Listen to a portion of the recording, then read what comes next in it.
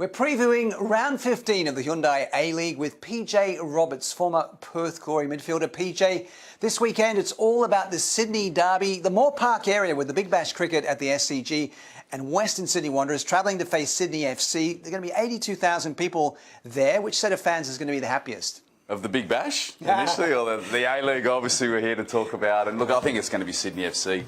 For me, undefeated at this point in time, looking very impressive, although they did have a little wobble last week against Central Coast Mariners. They've only conceded 7 goals all season. 2 of them were against Central Coast last week, but they're coming up against the Western Sydney Wanderers side who cannot buy a win at the moment. Only 2 wins all season. We know that Border, their very impressive Spanish defender, he's out suspended for his cheeky little elbow on Fornaroli. I think it's going to be a tough night for Popovic. But look, it's going to be a cracking atmosphere. What a spectacle for Australian football. And Sydney FC is going to win this 2-1. Well, the round gets underway at South Australia at the Coopers Stadium. We have Adelaide United facing up to Melbourne opposition for the second consecutive week. Melbourne City coming to town. Now the champions going to get their mojo back. They will.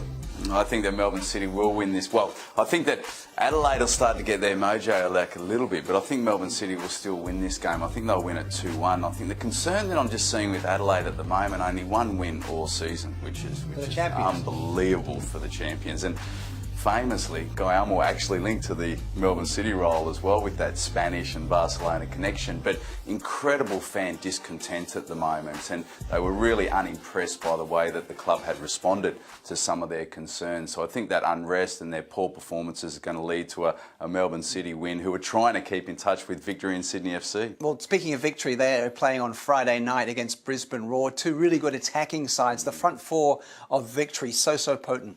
They are. Berisha with 11 goals, Rojas with 9 goals. You've got James Troyusi, who's settling back into the squad with a couple of goals last week. They've won 5 in a row.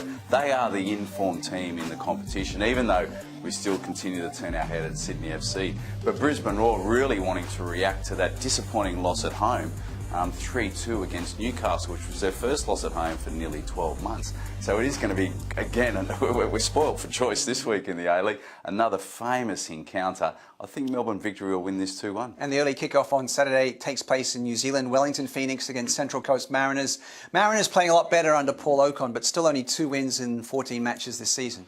Exactly, and no wins in 5. But Wellington, in contrast, only 1 win in 5. But again, as you mentioned there, I think it's Central Coast Mariners, the team that's starting to turn my eye a little bit.